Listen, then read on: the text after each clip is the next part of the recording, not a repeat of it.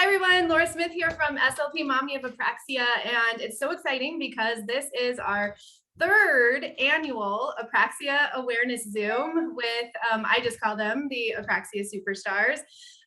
We have Jennie Bjorem, Cari Ebert, and Amy Graham, of course. And yeah, I just kind of wanted to have this and check in with you guys. I feel like, we're all kind of doing a lot to promote Apraxia awareness, and I just want people to know about you guys and where to find you and what we're doing and how we're trying to help the community at large. So welcome. Thanks for putting this together.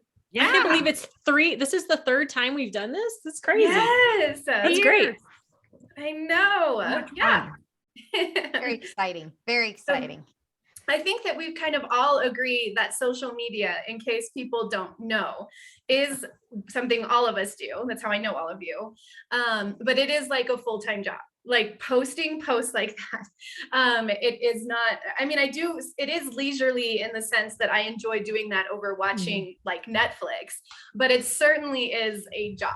And especially you, Jennie, I feel like it's tied so much into your products and stuff. So you really have I don't know. I can't keep up with Cari and Amy. They're like rock stars on Instagram. What products are you talking about though?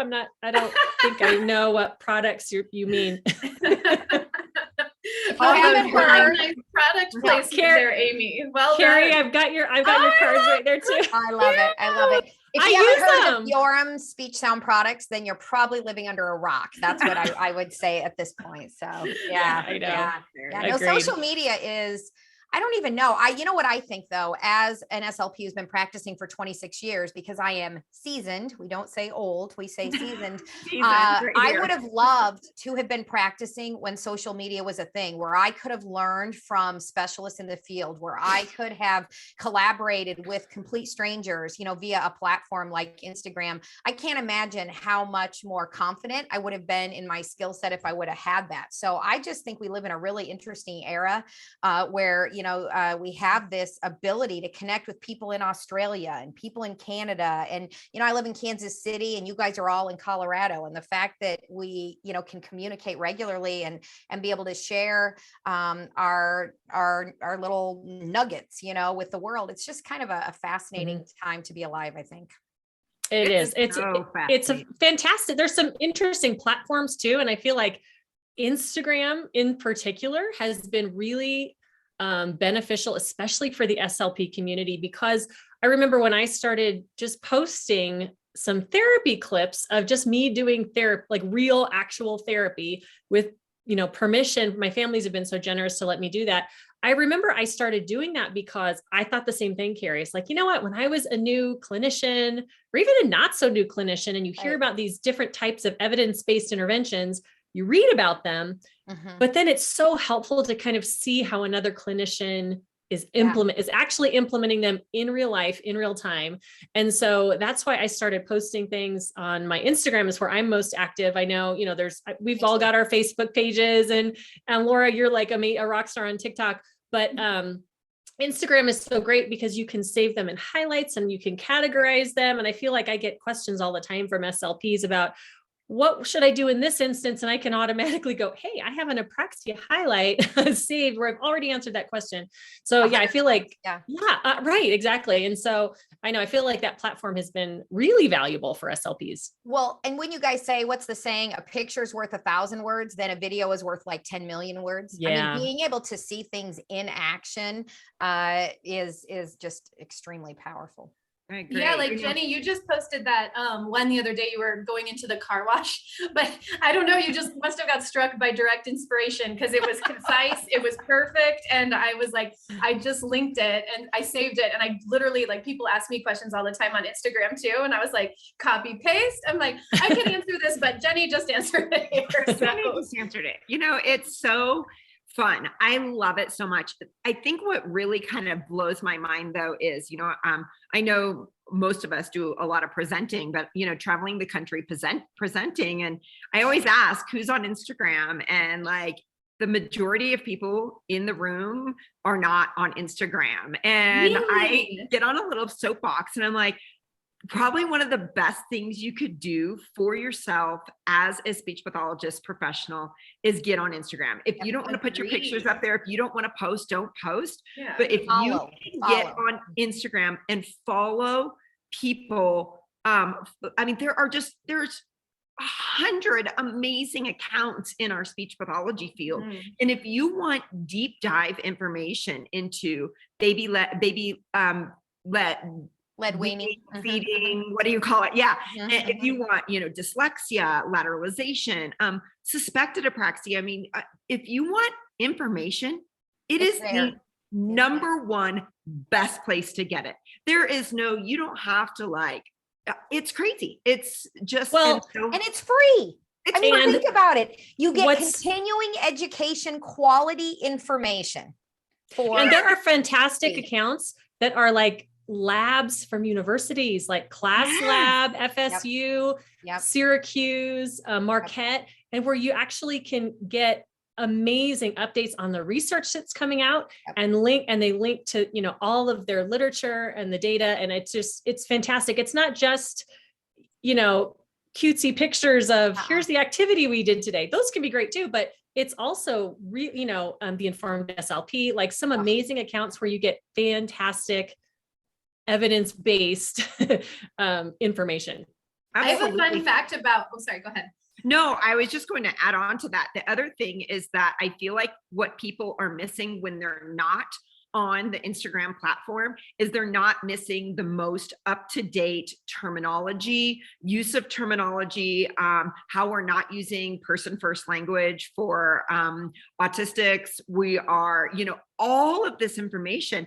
I have really gained all this knowledge that I was never taught, or the change of the tide as far as, there's just so many things. Well, even think about the using the upside down R in phonetics instead of the right side up R. Like I wouldn't have learned that had it not been for Dr. Kelly Farquharson down at FSU, or what was the other one? Oh, phonological patterns. When I was in grad school, we called them phonological processes, right? And now the correct terminology is phonological patterns. And so everything, you're so right, Jennie. I mean, I learn every day. I learn something new every day. And as a seasoned clinician, I just think that's really outstanding that I don't have to go to a continuing education course to learn something new. And they're bite-sized, you just get bite-sized information where you can just take it and process it and digest it. Yeah. There's so much. It's just incredible from the trans SLP community to the Black SLP community to the autistic communities I just have been mind blown, and I'm learning so much. And like you said again, and I think it's worth repeating, is that it's free. Yeah. And I feel like I'm getting the most up-to-date information, and I can go fact check things. I can go research things myself, which I think is important to do. But I think people are totally missing out when they say, oh, I don't do Instagram, or, oh, I'm not on Instagram. It's the number one place where you should be. I agree. I agree. Fun fact about Marquette Lab, that's ran by Dr. Eugenie Siegel. And the only reason she got on Instagram was because in 2020, when I was doing all these Zooms and I first asked you guys to do it too, I asked her and two other researchers. So she was like, exactly the same thing. Like, where are you putting this? Where are you sending this information? And I was like, on Instagram, on YouTube, it'll go up, and that's what caused her to go on Instagram. And she says now it's like the best thing she's ever done. She's like, I don't know what I was missing out on. She's like, that community on Instagram for SLPs is incredible. Yeah. And she can talk directly to us. Like, researchers want us to have their research, but clinicians don't always have time to read the research. And so she can easily, send it on Instagram, put up her little posts and stuff. And, when I see those, sometimes I'm like, oh yeah, I really want to check that out. And if you don't, you don't, but the new research came out in an easy to read format. So well, Laura, isn't it cool? You and I we did an interview with Dr. Erica Levy on dysarthria. Do you remember that? That was during the pandemic when we literally were like unemployed, sitting at home. And so we're like, hey, let's start interviewing random people. So we did an hour-long interview with Dr. Erica Levy. Is she at Columbia University? I can't remember now. That sounds right, but I don't know. Somewhere on the East Coast. But anyways, anyways, and it was all about dysarthria. And so you and I started being pretty vocal about the need for more research on that. And Dr. Ezini Siegel is doing research. And she actually said it's because Laura and Cari like started this thing on Facebook and Instagram where we were like, we need more. There isn't anything out there on how to treat, children with dysarthria, because with our kids with CAS, they often have that comorbidity, right? They often have some dysarthria as well. So it's just so exciting to see how we can truly affect change in just small conversations, just the communication lines have been opened, and not just with SLPs in our own community, but SLPs all over the world. And I think there's always been, it's always felt, at least in the past, like there's this disconnect between researchers and clinicians, and we're kind of talking different languages. And I feel like this has taken down those walls. I can literally message these amazing researchers who can explain some things if I'm, not quite understanding a concept, or, we can, through DMs, you can send people where you think they should go, to links that would be helpful. Sure. So yeah, I feel like it's kind of taking down the wall that has kind of separated researchers from clinicians for so long. And I think it's taken down the wall that separated families and parents from our field, and where they don't know where or how to get information. I know all of us have gotten clients through social media. They've found us on social media. They've reached out. I traveled to Turkey. We've had kids come to see us. I want to revisit this for people who are watching this that may be watching it on YouTube or something like that. But Amy was talking about highlights. And so when you go to Instagram, these circle right here are the highlights. And we all have different things in our highlights, and highlights are past videos. But I have, specifically on mine, I have children in my highlights. So I have Kingston, I have Hunter, I have Keller, I have Cruz, Will, Olivia, the other Cruz, Kaplan, and I have videos of me doing therapy with them, probably hundreds of videos of kids with apraxia getting therapy. So, these resources that we're putting out there, number one, for free. Number two, I think people just don't know where to find them when they're not interactive on social media. Right. I think it was just important to show, hey, this is where highlights are. This is where you can find this information. Well, and I think it's so important to recognize, I've been talking about this a lot the past few weeks on social media. There's a difference between the skilled strategies we use in therapy and the activities we use. Activities are lovely, but if we just start giving activities and don't have the strategies behind them, then you have the what, but not the why. So it's really important that we don't just think about, if you just buy this toy, if you just buy this book. That's why I rarely post on toys. I really don't post on stuff like that very much, because there's no magic in the toy. There's no magic in the activity. The magic is in the relationship, and the relationship we have with children on our caseload. It's a skilled service that we are providing. So what it matters is the strategies, the approach that we're using in therapy, and then the skilled strategies that fall underneath that approach. And the critical thinking. Yep. That's all. That's what it's all about. I do. Sometimes I'll post videos of us using a toy. Well, how do you use that toy? And my answer is, well, I can use it in 50 different ways, but it's not necessarily about how I use the toy. It's the approach that I'm using for that specific child's need at that specific time, and the critical thinking that I'm having to use in the moment, and many times change on a dime. So there's no step one, step two. There is no cookbook. No cookbook to how we do our therapy. That's what I think a lot of clinicians would like for time's sake, right? Can you give me a cookbook for how to do apraxia therapy? Oh, that doesn't exist, because our therapy is dynamic in nature. And so it's really about knowing those multisensory cues, and knowing what it is that we're doing in the moment to support each child. And each child is on a different journey, right? So which is why I'm so glad that, all of us really are going out and doing a lot of presenting. I know in a weird way, COVID opened up new opportunities for Zooming presentations in a strange way. But I feel like the probably the biggest, the kind of the three areas that I really focus on the most when I present. I'd love to hear what you guys, all of you, really focus on. But I feel like it's a paradigm shift when you are treating kids with apraxia versus any other speech or language disorder, because we have to so focus on the movement of speech. And so we have to understand and, we're sharing with SLPs as we do our presentations about the types of interventions that incorporate things like principles of motor learning. And then I also focus on target selection, because target selection is very different, right? We're not focusing on sounds, we're focusing on movement. And so what does that look like? Which is why sometimes targets. Yeah. So I feel like these are some of those topics that that's kind of what I really focus on in my presentations about what is the intervention itself? What does that look like? What is it? How is that backed up by the evidence that we know that children with apraxia need? And what targets are we working on? There's no Bjorem approach. There's no Cari Ebert approach. I get people all the time, where do I buy your approach? Or where do I buy your program? There's no Bjorem program. Right. You know, where do I buy your program?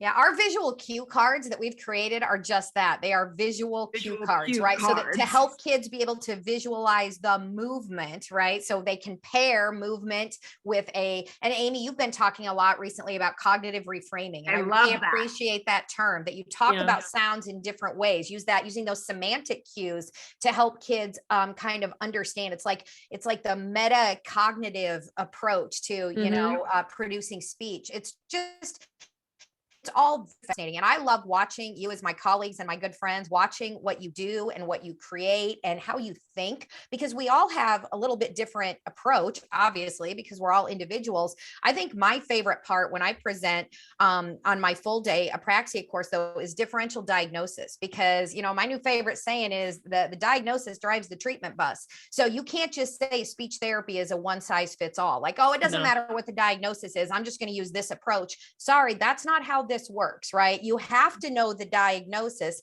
And the thing that I wish they would have taught in grad school, or if they did, maybe I skipped that day, but that a child can have a mixed speech sound disorder, meaning they can have difficulty moving between sound syllables and words, have apraxia of speech. They could also have phonological disorder. They might have final consonant deletion and cluster reduction. And they could have also a co-occurring articulation disorder, and they can't say their L's or their S's or whatever. So all of those things can co-occur. So that means you better have 3 different approaches, because you've got 3 different diagnoses, right? So you have to make sure that you understand diagnosis drives your treatment 100% of the time. So that's and really if you can't piece. give a diagnosis of childhood apraxia of speech, but you still suspect it, yes, the best approach is taking a motor-based planning approach, because children are not going to, if a child truly does have apraxia, they're not going to make the progress on a sound-based approach or another approach, or just a language stimulation approach. It's not going to work. And so if you've got a 2-year-old or a 3-year-old where you're suspecting childhood apraxia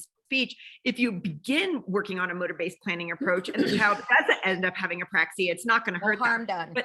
But if you don't take a motor approach and you just do the other approaches, and that child does end up having apraxia, you're not going to make the progress. So like following always the back to that. So granted, I love that you say it drives the treatment bus, but still, when kids can't have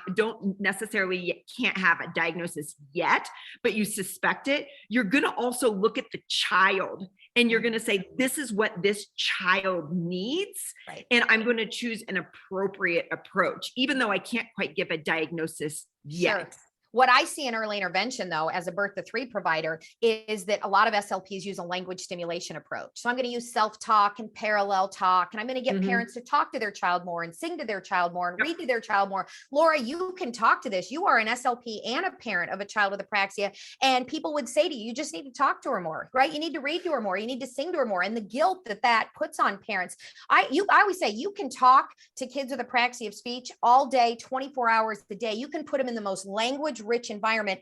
And I promise you this, increasing ambient language exposure will not help children with apraxia of speech learn to talk. You can put them in the best classroom, give them the best parent, talks to them all day long. It's not about language stimulation. And so that's why, if you don't know, a motor-based approach is always the safe bet. Okay. So understanding always the safe motor bet. learning. Yeah. Yep. I wish we had that in research somewhere, because I want to make it a graphic, but I don't have an official source. But we all know it to be true, is that the approaches for other speech sound disorders do not work for apraxia, but conversely, the approach for apraxia with principles of motor learning will work for all other speech sound disorders. That doesn't mean to say, I just wrote this the other day, that I always use a motor-based approach. Not true. I love the complexity approach, actually, when I'm treating a phonological disorder. And I'll make quicker progress progress with the complexity approach. But like, especially when you said when it's early on and we don't know, like that is the truth. And so to sit a child through 3 years of language stimulation when you could have been doing something different. Yeah. And the brain, like Cari, you talk about that too, how fast and how significant the brain grows the first 3 years of life. Amazing.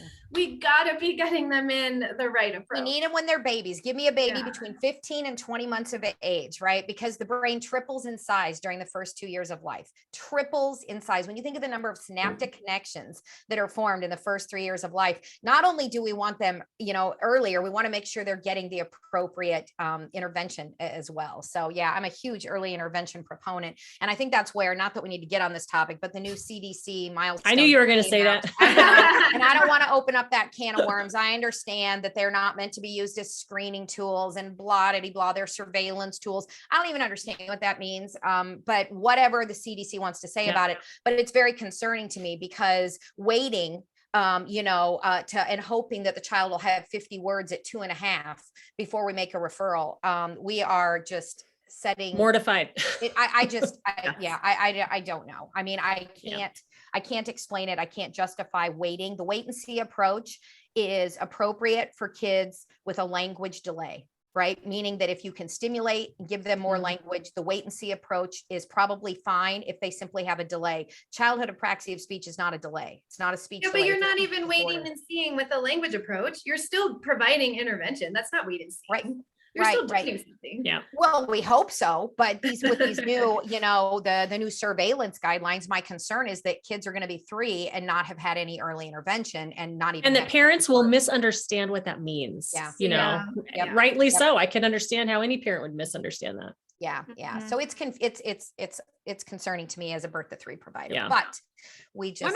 One other thing that I get a lot, and I know that you do too, is I have a child that is apraxic, or I believe has a child apraxia speech, but they are autistic. How do I treat an autistic child, or how do I treat a Down syndrome child with childhood apraxia speech? And my answer is always the same. And my answer is the same. I don't treat a child. I don't take a different motor planning approach because a child is autistic. I don't take a different motor planning approach because a child has Down syndrome. Definitely, if children have cognitive impairments, you are going to have to critically think and change the type of therapy you're doing or how you approach it, or minimizing the amount of targets. But you still have to have all that pre-practice. And Cari can really speak a lot to this. She's got a beautiful presentation on this, but you have to have that joy and attention. You have to have that motivation. A child has to know what's a correct and a not correct answer. They have to know and understand that you need them and want them to imitate. And so if children are not at that point yet, then a motor planning approach is going to be more difficult. But because they are autistic or because they have Down syndrome does not mean we're going to be treating them any different. Right. And I get that question very, very frequently. I think that this goes back to what Amy said earlier, that your target word selection is 100% the most important thing. You've got to pick words that are relevant, meaningful, functional, and that are intrinsically motivating. So if we start pulling, random words like Ohio, from, a deck of cards to work on multisyllabic words, that word may not be extremely motivating, right? So we've got to make sure that if the child loves, Batman more than anything in the world, then Batman needs to be a target word, right? And so it's about meeting kids where they're at and really focusing on target word selection. Which is why we have to be so adaptable and be able to use our clinical judgment in the moment, because those target words frequently pop up. Like Jennie, I've seen you have sticky notes, and you're writing down when you hear, but all the time, that's a word we need to work on. Okay, writing that down for future reference, because often they'll pop up just in conversation. You're talking to parents or the child. And so we have to be able to think, okay, that word was a tricky one. Do they have all those sounds in their repertoire? Do they have the syllable shapes in their repertoire? So can we start working on it spontaneously, but incorrectly? So we know they want to use it, Yes. But like if you give them the word Ohio and it takes them 60, 30-minute sessions, which it probably will, to get the word Ohio down, and you've worked so hard and then you're like, I'm ready to use this word and I don't know what to use it for. Unless you live in Ohio, Yeah, it's probably not probably not a great target. I got a motorcycle in November. Jeremy got me a motorcycle for Christmas. I go out and ride it and I practice and practice and practice. And guess what? I want to go to the next level. Now I want to take it on a trail, or I want to go take it up 14, or I want to be able to take my practice here on my property and go do more things with it. But how awful would it be if I just could only ride in circles here at my house and I couldn't take it and move it forward? It's the same thing with a child. Don't give them a word they cannot use every day. Absolutely. This makes me think of what happens to me a lot is I'll get people who want to augment their early intervention therapy because they think that maybe the therapist isn't using the right approach. So that's a lot of the clients that I get. And frequently what is happening is that I think the interesting thing about Apraxia is that just because you have heard a kid say a pop-out word doesn't mean that they have true motor learning of the word. So the SLP, early intervention SLP is like, oh, they said bubble, this kid has bubble. But when you nail them down and be like, what do you want? Do you want this? Or, do you want the ball or bubble? And they can't say it. Yeah. That's where you can easily start because like you guys just said, those words are what's motivating to the child. And now you have a place to start. Now you have a place to teach them your visual cues, your verbal cues, your feedback with motivating words that we already know we've heard them say. So that's an important part that I always see. When I'm presenting, I always give several circumstances. I'm like, don't get stuck into a syllable jag is usually what I call it. Don't get stuck into be like, okay, now we're on CBCB words and we're just going to do all CBCB words, whether they're meaningful to the child or not. And then the other one is don't, especially with younger kids, especially that are just beginning their journey with childhood apraxia speech, is like, don't get stuck in like a theme, like all the theme words like goat, horse, pig, and farm, barn. Because this is what I say. I said, well, by the time they learn those theme words, the theme in preschool is already going to go past pumpkins, leaves, snow, and hearts. And they're still working on farm, and they live in New York City on the 5th story of a high rise and have never seen a farm animal in their life. I mean, this is kind of where we're at.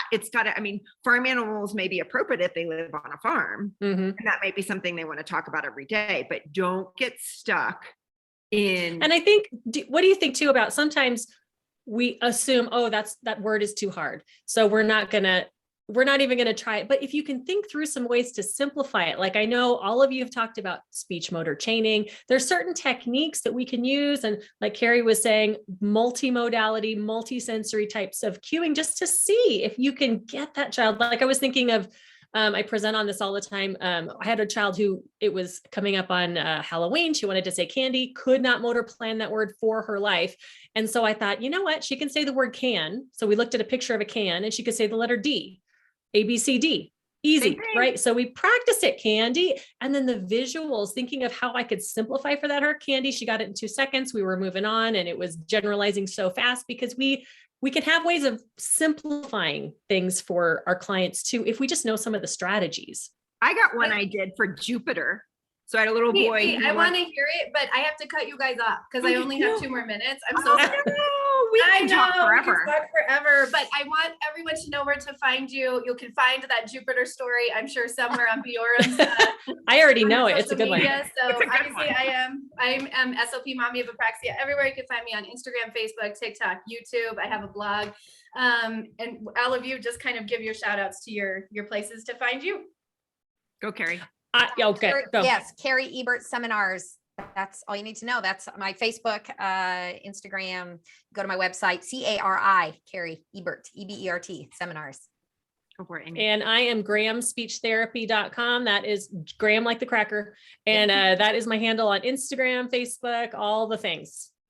And everything for me is Bjorem Speech, Instagram, Facebook, YouTube. I probably have a TikTok, but don't use it. I have a new podcast. I Oh, just Carrie. I only have 8 episodes, but it's SLP talk show and they're bite-sized episodes. They're like 15, 20-minute episodes, most of them, where I just get on and just have an info dump about some random topic. So anyways. Awesome. Yeah. Yay, thank you for Awesome. having us. Yeah. Thanks, Yeah, Laura. This thanks was for great. Thanks, coming. Laura. Hopefully we'll have a 4th one next year, but happy Apraxia Awareness Month, everyone. May is Better Speech and Language Hearing Month. It is Apraxia Awareness Month, and May 14th is Apraxia Awareness Day. Wear your blue, celebrate, and thank you. Thanks, guys. Bye.